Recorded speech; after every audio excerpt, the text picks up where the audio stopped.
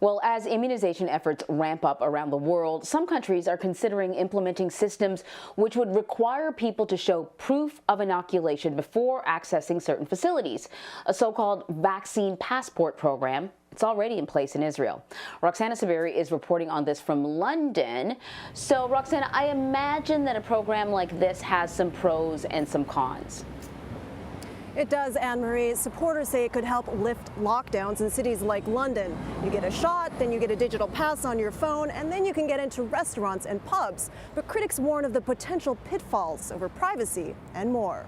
Israelis must now scan in to get in. To gyms, hotels, even concerts like this. It is all set in the telephone. It's very convenient.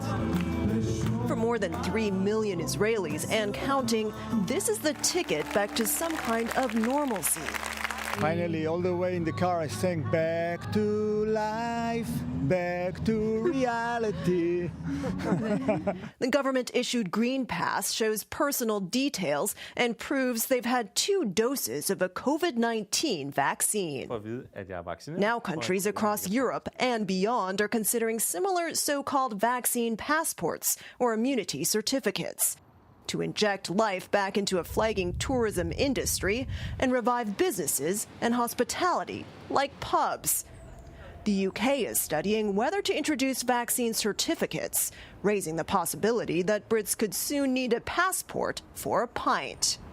Yep, all good. We haven't had stuff like this before. We've never thought in terms of having something that you have to show to go to a pub or a theatre. And so there are deep and complex issues that we need to explore.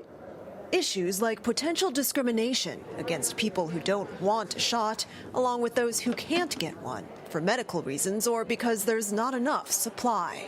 So these people won't be able to participate in life, in public life, in social life, in economic life, in the same way as their counterparts who have been vaccinated.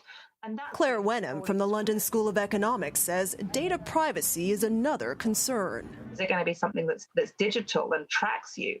And that obviously opens a whole different range of conversations about, security of your data, for example. So government shouldn't rush it. Government shouldn't rush it. I think it's a Pandora's box, and I think it's a slippery slope into, having life being governed by your health status. But as governments debate immunity certificates, businesses are pushing ahead. Some cruises and airlines, for instance, say they'll require proof of inoculation to board. So while these passes are raising tricky ethical questions, you may need one to travel as early as this year. The WHO tells CBS News that it opposes requiring vaccines for travel as long as the global supply is limited and their ability to stop the spread of the virus is not yet clear. Anne-Marie?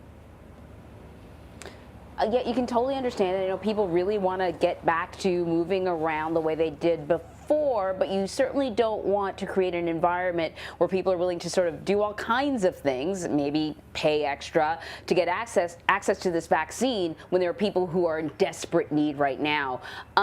You mentioned this thing about the WHO not recommending vaccine passports. What else are you hearing?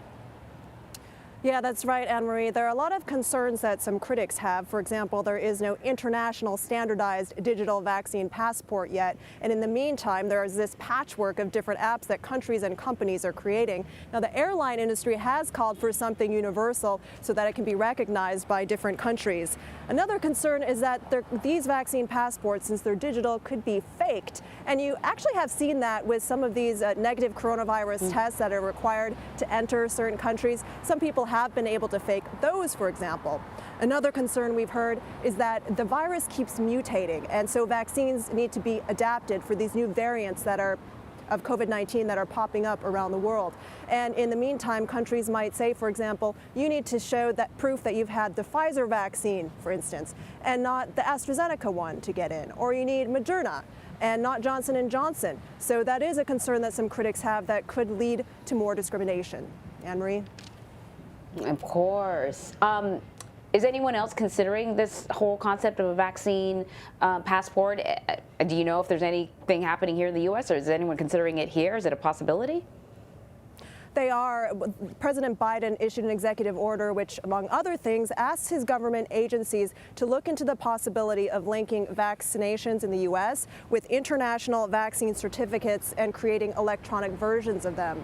At the same time, here in Europe, the European Union is looking at creating its vaccine passports for people to travel more easily between countries within the bloc. Denmark and Sweden have announced that they're going to introduce their own vaccine passports, and Greece and Israel have announced they'll let people who have been vaccinated travel more easily between the two countries. And at the same time, you've got these tech companies that are developing their own vaccine passport apps for different businesses and industries. So again, you have this danger, according to critics, that you're going to have this patchwork of different vaccine apps that are only recognized by certain countries and certain companies.